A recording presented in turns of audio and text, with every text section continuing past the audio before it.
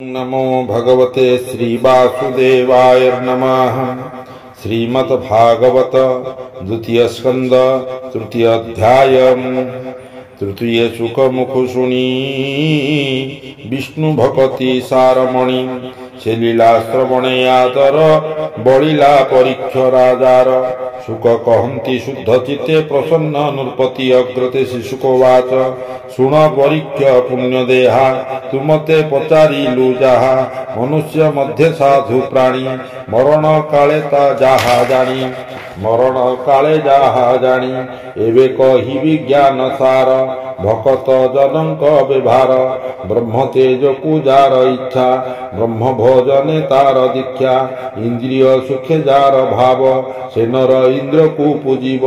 पुत्र कामरे जार मति से जन पूजे प्रजापति श्रीकाम प्राणी देवी भजे तेजसी पूजे ग्रह राजे वसु को पूजे वसु कामी रुद्रम को पूजे वीर्य कामी अन्नादि कामे जार चिंता सेवे अदिति देव पाता देवं को पूजे स्वर्ग कामी विश्वदेवां को राज्य कामी साध्यं को पूजी प्रजाहिते आयुष कामे असुते जेवा सर्वथा सृष्टि कामी सर्वलक्षणे पूजे भूमि प्रतिष्ठा जेवा नर इच्छे से पूजे भूमि अंतरिक्षे सुंदर रूपे जार भाव से नर पूजंती गंधर्व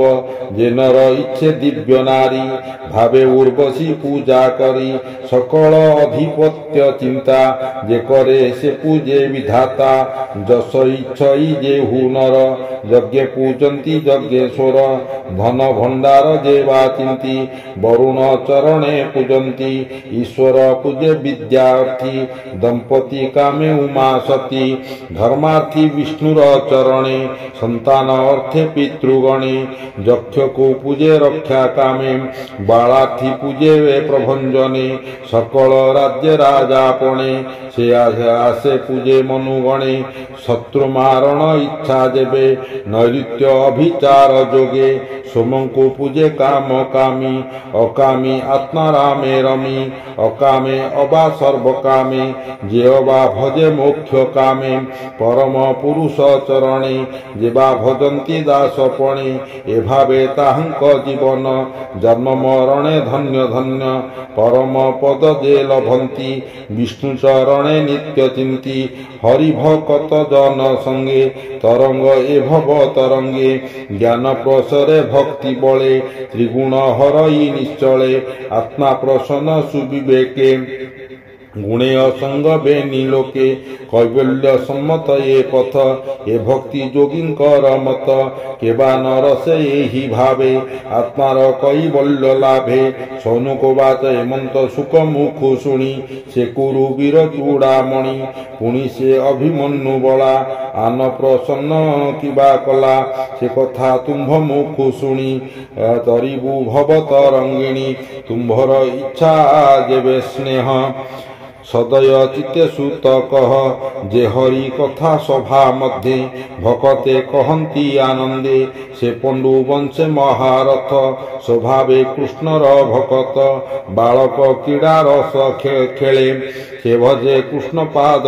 जे भजे कृष्ण पाद मूले व्यास कुमर सत्व गुण स्वभावे विष्णु परायण परमानंद गुण गाथा सतसंगमे जे बकता जीवन बही ए जगते हरि कथारे नित्य नित्य जे न करे जीवन सफल व्यर्थता हार आयुर्बल ए रवि उदय अस्त काले जंतु जीवन घेनी चले जे हरि भावे थांती जड़ी तांक जीवन दूरे एड़ी ये तरु गणे ये संसारे जीवंती अज्ञान प्रकारे लोहकारंक गुहे भीति किबा निश्वास न छाड़ती ग्राम कानने पशुगण किन भक्षन्ति जल तृण मूत्र पुरुष उत्सर्गन्ति अज्ञान सुखे से जीवंती स्वान सुकर ओष्ट्रखर यहांक समान ये नर कृष्णर नाम उच्चारण न शुणे जहार श्रवण ताहार श्रुति जुग कांते विवरे दिशन्ति ये मन्ते सुंदर जिह्वा बहि भाग्य मोहर मध्ये पुरस्कार ଜନ୍ମମୂଳ ଭିଲି ଶତମୂଳ ମଧ୍ୟ ଗଣ୍ୟ ହେଲି ମହତ ଜନକୁ ଯେ ପାଇ ତାର ନିଷ୍କୃତ ଦୋଷ କାହିଁ କୃଷ୍ଣର ନାମ ଯେ ଗୁଣ ଉଡ଼ନ୍ତି ଯେ ଅବା ଶ୍ରବଣେ ଶୁଣନ୍ତି ତାଙ୍କର କଥାଟି କହିବା ତାଙ୍କୁ ସମାନ ଅଛି କେବା ସେ ହରି ସର୍ବଭଟେ ଥାଇ ଶରଣ ରକ୍ଷଣ ବୋଲାଇ ଅନନ୍ତ ଶକ୍ତି ସେ ଅନନ୍ତ ମହାନ୍ତ ଗୁଣ ନାହିଁ ଅନ୍ତ ବ୍ରହ୍ମାଦି ଦେବ ଋଷି ଯେତେ ଜାଣୁରୋଧେ ବେଦ ପଥେ ଯୋଗ ସମାଧି ତପେ ଚିନ୍ତି ଯେ ଲକ୍ଷ୍ମୀ କଟାକ୍ଷ ହୋଇଛନ୍ତି ଯେ ଲକ୍ଷ୍ମୀ ପୁଣ ତାଙ୍କୁ ଛାଡ଼ି ଯାର ଚରଣେ ଚିତ୍ତ ବଢି ନିତ୍ୟ ବସଇ ବକ୍ଷସ୍ଥଳେ ଧ୍ୟାନ ନିରପି ପାଦ ମୂଳେ କୃଷ୍ଣର ପାଦ ପଦ୍ମ ଗନ୍ଧେ ଭୃଙ୍ଗ ଯେ ସନେମ କରନ୍ତେ যে গঙ্গা জল এ জগতে পূজন্তি বিরন্তি সহিতে সে গঙ্গা নাম উচ্চারিলে প্রাণী তরন্তি পাপু ভলে যাহার পাদ নখ লাগি স্বভাবে গঙ্গা সৌভাগী সে কি পদার্থ এ জগতে চিন্তি ন পারে মুনি সন্তে এণু মুকুন্দ নাম বিনে সংসারে কিবা উচ্চারণে যার চরণে সিদ্ধ গণে সমাধি যোগ আচরণে ছাড়ি বিষয় মুনিগণ নিত্য করন্তি সুবর্ণ ভক্তি সমাধি দৃঢ়াসনে তরিলে সংসার বন্ধনে হে আর্য মন মুনি যেতে তুমি যে পচারিল মতে কহিবি কৃষ্ণর মহিমা যে অবা তার গুণ সীমা কে অবা তারে মুখে কই জেনে গগন অন্ত নাই কৃষ্ণ মহিমা সেই মতে যে পক্ষী উড়ি পারে যেতে তার বারতা সে জানন্তি অধিকে ন পারন্তি চিন্তি এণু পণ্ডিত জন যেতে জ্ঞান সাধন্তি এ জগতে বিষ্ণুর মহিমা বিচারে সহস্র জন্মে কেবা পারে